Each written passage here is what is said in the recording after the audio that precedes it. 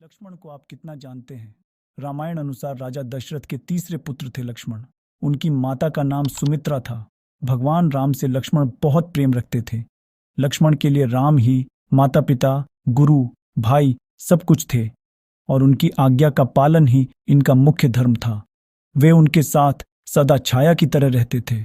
भगवान श्री राम के प्रति किसी के भी अपमान सूचक शब्द को ये कभी बर्दाश्त नहीं करते थे। वास्तव में लक्ष्मण का वनवास राम के वनवास से भी अधिक महान है। 14 वर्ष पत्नी से दूर रहकर उन्होंने केवल राम की सेवा को ही अपने जीवन का ध्येय बनाया। भगवान राम को जहां विष्णु का अवतार माना गया है, वहीं लक्ष्मण को शेष अवतार कहा जाता है। हिंदू पौराणिक मान्यता के अनुसार शेषनाग के कई अवतारों का उल्लेख मिलता है, जिनमें राम के भाई लक्ष्मण और कृष्ण के भाई बलराम मुख्य हैं। शेषनाग भगवान विष्णु की शैया है। लक्ष्मण का जन्म दशरथ की 3 पत्नियां थीं। महर्षि ऋष्यशृंग ने उन तीनों रानियों को यज्ञ सिद्ध चरु दिए थे, जिन्हें खाने से इन 4 कुमारों का आविर्भाव हुआ। कौशल्या और कैकेयी द्वारा प्रसाद फल आधा आधा सुमित्रा को देने से लक्ष्मण और शत्रुघ्न का जन्म हुआ। कौशल्या से राम और कैकेयी से भरत का जन्म हुआ।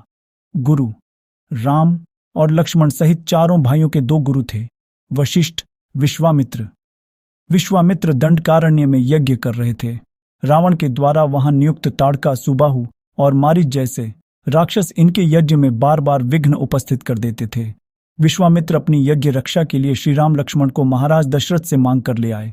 दोनों भाइयों ने मिलकर राक्षसों का वध किया और विश्वामित्र के यज्ञ की रक्षा हुई। विश्वामित्र ने ही राम को अपनी विद्याएं प्रदान की और उनका मिथिला में सीता से विवाह संपन्न कराया। माना जाता है कि लक्ष्मण की 3 पत्नियां थीं, उर्मिला, जितपद्मा और वनमाला। लेकिन रामायण में उर्मिला को ही मान्यता प्राप्त पत्नी माना गया। बाकी 2 पत्नियां की उनके जीवन में कोई खास जगह नहीं थी। उर्मिला, लक्ष्मण की पत्नी का नाम उर्मिला था। लक्ष्मण ने अपने बड़े भाई के लिए 14 वर्षों तक पत्नी से अलग रहकर वैराग्य का आदर्श उदाहरण प्रस्तुत किया। वाल्मीकि रामायण के अनुसार उर्मिला जनकनंदिनी सीता की छोटी बहन थीं और सीता के विवाह के समय ही दशरथ और सुमित्रा के पुत्र लक्ष्मण को ब्याही गई थी। लक्ष्मण से इनके अंगद और चंद्रकेतु नाम के 2 पुत्र तथा सोमदा नाम की एक पुत्री उत्पन्न हुई। अंगद ने अंगदियापुरी तथा चंद्रकेतु ने चंद्रकांतापुरी की स्थापना की थी। जितपद्मा, लक्ष्मण की एक और पत्नी थी जिसका नाम था जितपद्मा। लक्ष्मण ने मध्य प्रदेश में क्षेत्रांजलिपुर के राजा के विषय में सुना कि जो उसकी शक्ति को सह लेगा उसी से वह अपनी कन्या का विवाह कर देगा।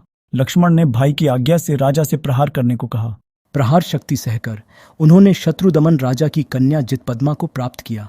जितपद्मा को समझा बुझाकर राम, सीता तथा लक्ष्मण नगर से चले गए। वनमाला, महीधर नामक राजा की कन्या का नाम वनमाला था। उसने बाल्यकाल से ही लक्ष्मण से विवाह करने का संकल्प ले रखा था। लक्ष्मण के राज्य से चले जाने के बाद महीधर ने उसका विवाह अन्यत्र करना चाहा, किंतु वह तैयार नहीं हुई। वह सखियों के साथ वन देवता की पूजा करने के लिए गई। बरगद के वृक्ष के नीचे खड़े होकर उसने गले में फंदा डाल लिया।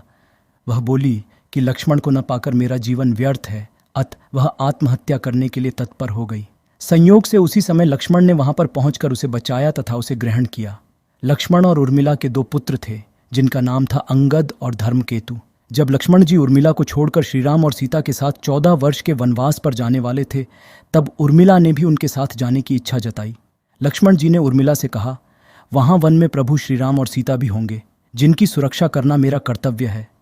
ऐसे में मैं तुम्हारी ओर ध्यान नहीं दे पाऊंगा। ये बात सुनकर उर्मिला मान गईं। लक्ष्मण जी जब राम रावण युद्ध के दौरान जब मूर्छित हो गए, तब हनुमान जी संजीवनी बूटी लेने गए। तब उर्मिला ने ही हनुमान जी को बताया था कि लक्ष्मण जी के मूर्छित होने के पीछे असली कारण क्या है। आनंद रामायण के अनुसार जब हनुमान जी ने अपने बाएं हाथ पर संजीवनी पर्वत उठाकर प्रभु राम के पास चल दिए, उनको मालूम नहीं था कि पर्वत में संजीवनी जड़ी बूटी कौन सी है। हनुमान जी जब अयोध्या के नज़दीक से जा रहे थे, तभी उन्होंने अयोध्या में श्री राम के परिवार के दर्शन करना उचित समझा। अर्धरात्रि समय था। अब तक उन्होंने सभी के दर्शन किए, लेकिन लक्ष्मण जी की पत्नी माता उर्मिला के दर्शन उन्होंने नहीं किए थे।